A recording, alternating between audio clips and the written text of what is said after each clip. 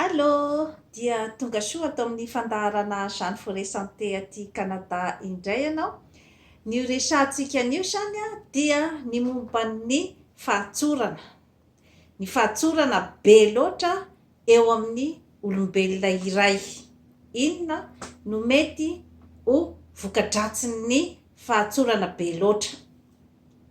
Tsara ho marihana aloha fa samihafa ny atao hoe olona tsotra sy ny olona tsotra be ary ny olona tsotra loatra.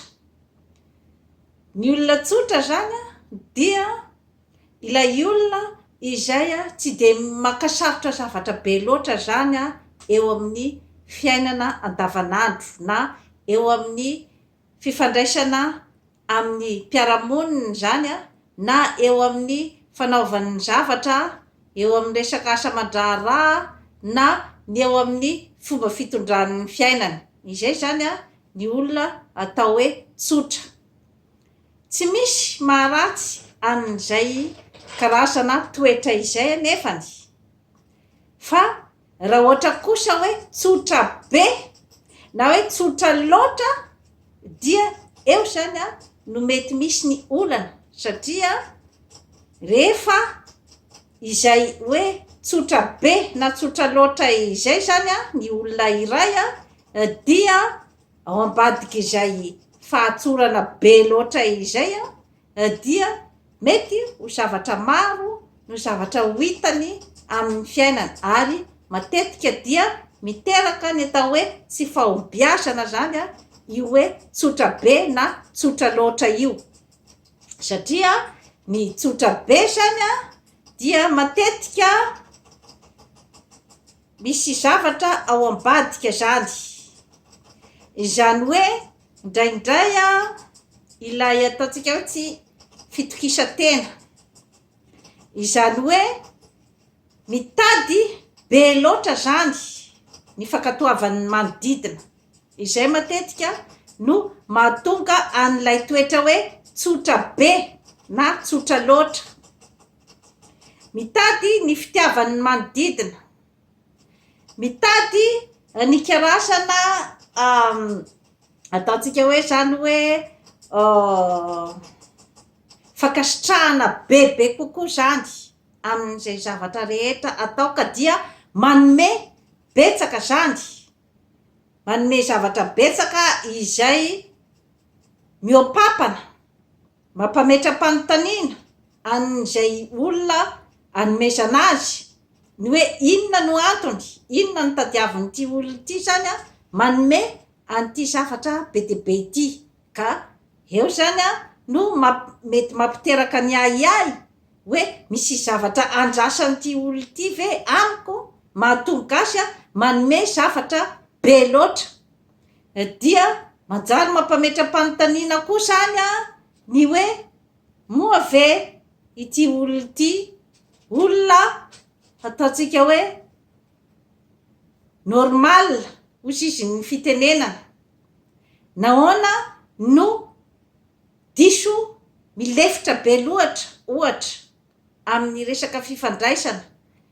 Izany hoe diso mandefitra amin'ny fifandraisana rehetrarehetra sy ny zavatra tsy rariny, ary dia izay lay atao hoe matetika mpanara-drenirano na matetika manaiky lembenana amin'ny zavatra tsy tokony ho ekena. Izay zany no mety ho toetra koa zany ao ambadika ilay ataontsika hoe tsotra loatra. Ambadika io koa zany mety misy ihany koa ny toetra izay tsy tia handray andraikitra, dia manaikinaiky foana, manara-drenirano, satria matahotra ny karazana fitsikirana na ny kritika izany, na matahotra ihany koa ny karazana fahasahiranana izay mety ateraky ny fandraisana décision na fanapahan-kevitra amin'ny zavatra toy izao sy toy izao. Dia manara-drenirano raha ohatra ka misy olona zany izay mandray ny andraikitra ny amin'ny fanapahan-kevitra hoe andao atao ohatran'izao zany a ny fomba hitondrana ny zavatra iray a dia tsy tia andray andraikitra zany a ilay atao hoe olona tsotra be dia matetika izy zany a dia manara-drenirano zay zavatra rehetrarehetra izay zany a dia mampametra-panontaniana ny amin'ilay olona atao hoe tsotra be na tsotra loatra ka matetika zany io a raha ohatra ka lehilahy ohatra izay andeha izy ila vehivavy anankiray dia hitan'ilay vehivavy fa todiso tsotra be ilay lehilahy dia matetika zany a mandeha foana any amin'ny resaka fandavana izay zavatra zay. Inona ny antony? Satria ny vehivavy zany matetika izy a dia mila olona izay atao hoe manana fahasahiana, mila olona izay atao hoe afaka anohana azy na afaka ny isupporter azy amin'ny fiainana. Zany hoe mila olona zany a izay eo masony a de ohatrany hoe manana karazana atanjahana zany. Ka raha ohatra zany ka diso tsotra loatra ilay lehilahy izay a mitory fitiavana dia matetika fandavana zany a no matetika hita zany amin'ireo karazana lehilahy ireo. Ka amin'ny fiainana amin'ny ankapobeny mihitsy zany a dia misy lesoka ny diso fahatsorana be loatra satria eo lay hoe fitenenana hoe trop bon trop con ozy izy koa ny fitenenana. Izany hoe olona tsy de tena manana personnalité be loatra zany a ny ataontsika hoe tsotra loatra fa ny fahatsorana ny olona atao hoe tsotra io indray nefany a dia azo lazaina ihany fa ao anatin'ny ataontsika hoe zany hoe qualité zay ny hoe tsy de manisy karazana histoire be loatra zany amin'ny fifandraisana sy ny fikojakojana, fikirakirana ny fiainana andavanandro. Kanefa ao anatin'io atao olona hoe tsotra io a mety misy ihany koa ny ataontsika hoe olona entitra, zava-dehibe zay zavatra zay, mety tsotra izy amin'ny fifandraisana amin'ny maha-olombelona kanefa mety entitra izy amin'ny asa aman-draharaha izay ataony, mety entitra izy amin'ny izay fikatsahany ny tanjona izay tiany hotratrarina amin'ny fiainana, mety entitra izy ny amin'ny fiarovany ny tenany mba tsy ho zimbazimbain'ny olona. Zava-dehibe izay karazana qualité izay ary mety entitra ny olona iray amin'ny hoe fitadiavany ny mahasoa azy sy ny fikatsahany ny ho tonga amin'ny tanjona izay tiany hotratrarina ary mipetrapetraka tsara hoe inona ny zavatra tadiaviny amin'ny fiainana. Kanefa izy tsotra amin'ny fifandraisana amin'ny maha-olombelona. Ka olona ohatraohatran'izay zany no tena matetika mahazo ny zavatra tadiaviny amin'ny fiainana. Fa raha ohatra kosa ilay olona izay lazaina hoe tsotra be matetika dia eo ilay karazan'olona izay ataontsika hoe voabaka matetika, eo ilay olona izay ataontsika hoe manaiky lembenana, io ilay olona izay matetika voafitaka. Inona ny antony? Satria rehefa tsotra be loatra dia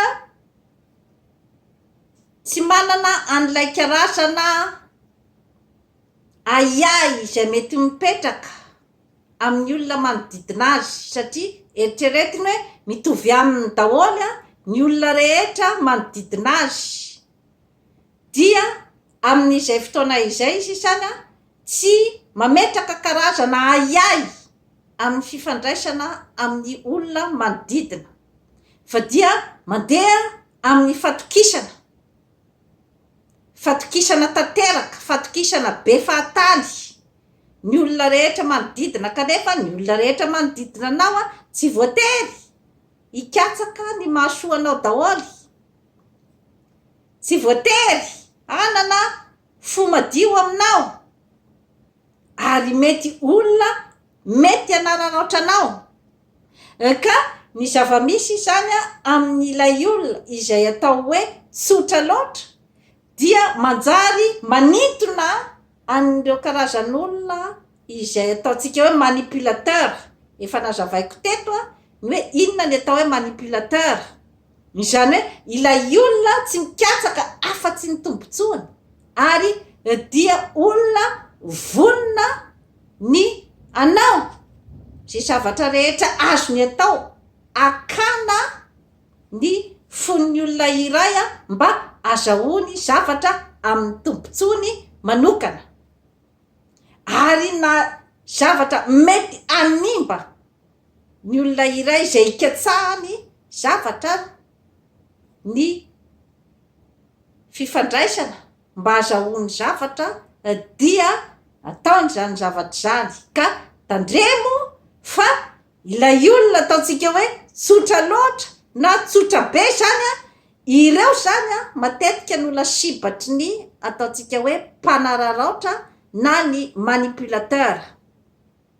Ka izay zany no hitandremana ny amin'ny hoe tandremo ny toetra tsotra be loatra, fa tsy maintsy manana ny toetra izay manadiady, mandinika tsara ny olona izay ifandraisanao, mandinika tsara ny fombafombany rehetra, ary dia tsy manaiky lembenana fahatanitany amin'izay ataontsika hoe proposition na ny hoe fanolorana projet na ohatraohatran'izay zany iarahana manao amin'ny olona izay tsy fantatrao.